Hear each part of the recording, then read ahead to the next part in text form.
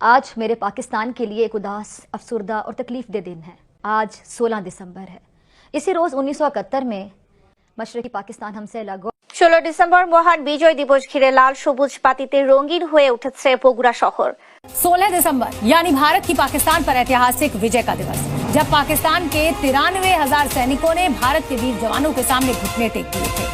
अब आज जो वजीर आजम है नरेंद्र मोदी इंडिया के, एक ट्वीट की सुबह सुबह जिसमें अपनी फौज को मुबारकबाद दी, उस पर आड़े हाथों लिया जो हमारे डॉक्टर यूनुस, उन्होंने फौरी तौर पर सख्त एहतजाज किया।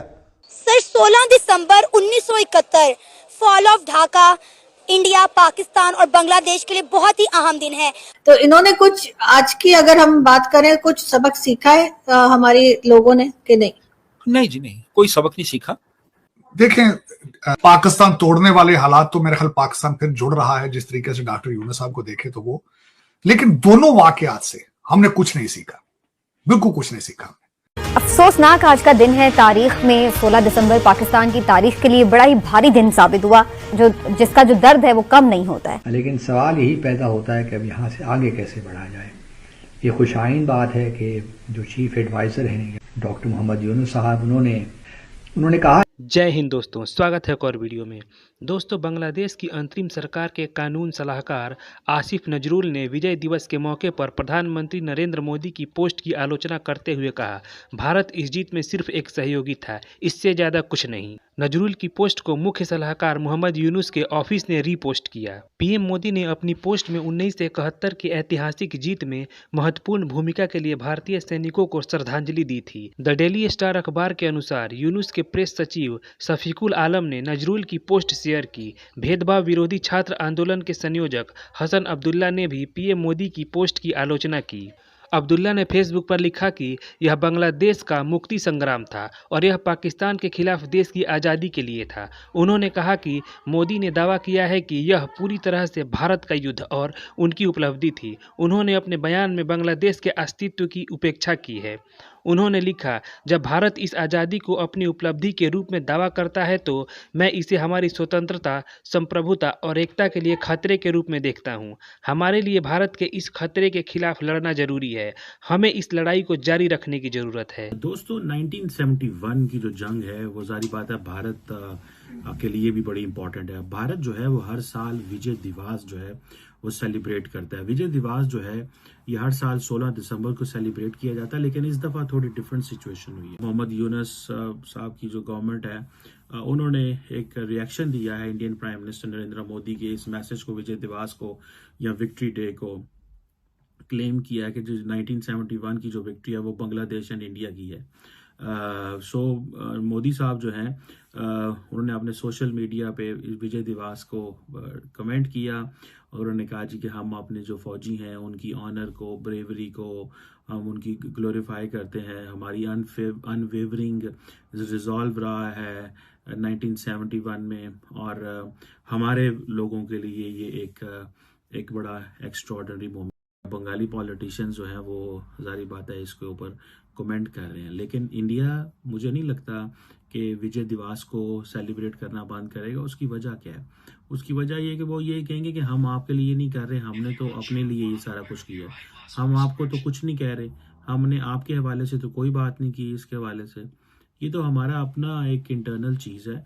और आसिफ नजरुल जो लॉ एडवाइजर है मोहम्मद यूनुस के, जिनका मैं अभी बता रहा था कि वो कंडेम करते हैं। जारी बात है फॉरेन मिनिस्टर से जो नहीं करवाया गया होगा। इसी तरह एक हसनात अब्दुल्ला हैं जो एंटी डिस्क्रिमिनेशन स्टूडेंट मूवमेंट के हैं, उन्होंने भी एक स्टेटमेंट जारी जो है वो कर दी।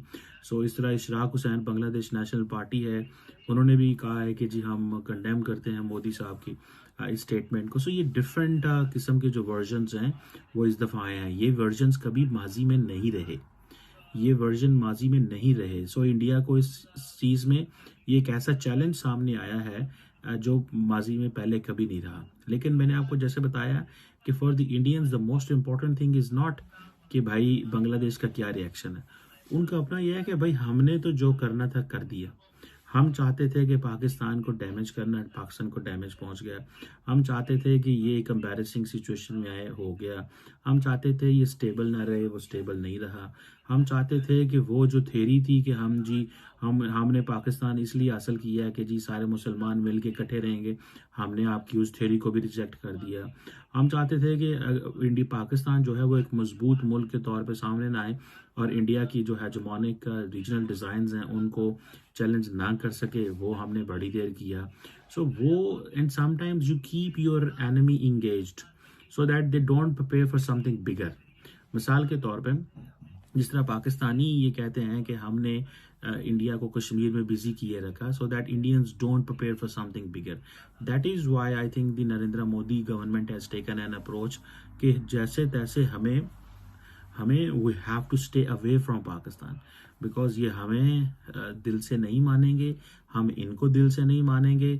सो लिहाजा खुल खिला के साइड पे बैठ के जो है ना इनको कंप्लीट इग्नोर करें। सो अभी जो इंडिया की स्ट्रैटेजी है वो डिसएंगेजमेंट है, कंप्लीटली इग्नोर करना है पाकिस्तान को, so that to give a message to the people of India कि जी हमारा इनसे कोई लेना देना नहीं है, उन्होंने अपना मुल्क हासिल कर लिया। वो यानी अकरबा परवरी हो रही थी, करप्शन हो रही थी, पान की स्मगलिंग में इन्वॉल्व था जनरल न्याजी, पान स्मगल करके वहां से यहाँ लाए जाते थे, ठीक है।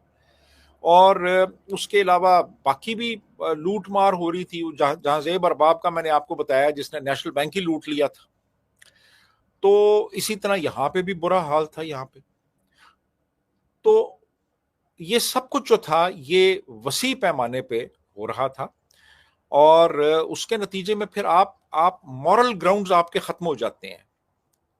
आप की जो मोरालिटी है ना, आपका जो कैरेक्टर है, वो कैरेक्टर ही होता है जिसकी बुनियाद पे आप महाज़े जंग में जाके दुश्मन का मुकाबला करते हैं, उसको फेस करते हैं।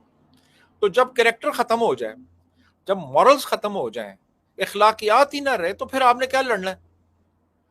जनरल न्याजी को 25-26 हजार फौज थी उस वक्त ढाका में, और वो वहां पे लड़ सकता था और उसके पास ऑप्शन भी थी कि यार अपने तौर पे याया ने कहा था फैसला कर लो क्या करना है, वो लड़ सकता था, लेकिन उसने हथियार फेंक दिए। क्योंकि एक बंदा जो ऐशो इशरत का दिलदादा हो वो कैसे लड़ेगा वो। तो ये सारी चीजें जो है ना ये थी। जी आरजू, आपकी आवाज नहीं आ रही। अब आ रही आवाज? जी सर। अब मगर सर ये है कि आज के जमाने में जो है वो इस तरह की चीजों को छुपाया तो नहीं जा सकता, तो जाहिर है कि वो रिपोर्ट भी कहीं ना कहीं से सामने आ गई। लेकिन आपको लगता है कि उससे कोई इम्प्रूवमेंट आई, कोई मतलब उसके बाद कोई सबक सीखा इन्होंने और कुछ सुधरे, या आपको लगता है कि नहीं आज का पाकिस्तान भी आपको उसी तरीके से भटका हुआ या एक तरह से कि मिसमैनेज लगता है? जी मुझे तो सच्ची मैं आपको बात बताऊं, मुझे तो वाज़े तौर पे ये लगता है कि कोई भी सबक नहीं सीखा गया, इससे कोई सबक नहीं सीखा गया। और वो सारी जो मैल प्रैक्टिसेस हमें नज़र आती हैं 1971 में, वो मैल प्रैक्टिसेस वैसे ही जारी हैं और कोई एहतसाब का निज़ाम नहीं है, कोई किसी की अकाउंटेबिलिटी नहीं है और वो सब कुछ चल रहा है। और हम बिल्कुल ऑब्लिवियस हैं कि इस वक्त मुल्क के क्या हालात हैं, मुल्क में किस कदर एक मायूसी है और एक डिसइल्यूजनमेंट है, और एक बहुत बड़ा तबका हमारे मुल्क में ख़ास तौर पे नौजवानों का ये सवाल पूछ रहे हैं कि यार ये मुल्क क्यों बनाया गया था, ये क्यों बनाया गया था मुल्क, यानी ये सवाल पूछा जा रहा है। तो अब आप खुद देखें, छोटे सूबों के हालात आप देख लें, किस कदर रिजेंटमेंट है और कितना अनरेस्ट है वहाँ पे, जो कोई पॉलिटिकल एंटिटी है ही नहीं यहाँ पे, कोई पॉलिटिकल गवर्नमेंट की कोई इख्तियारात ही नहीं है किसी किस्म के। तो ये सारे जो हैं फैसले कौन कर रहा है सबको पता है।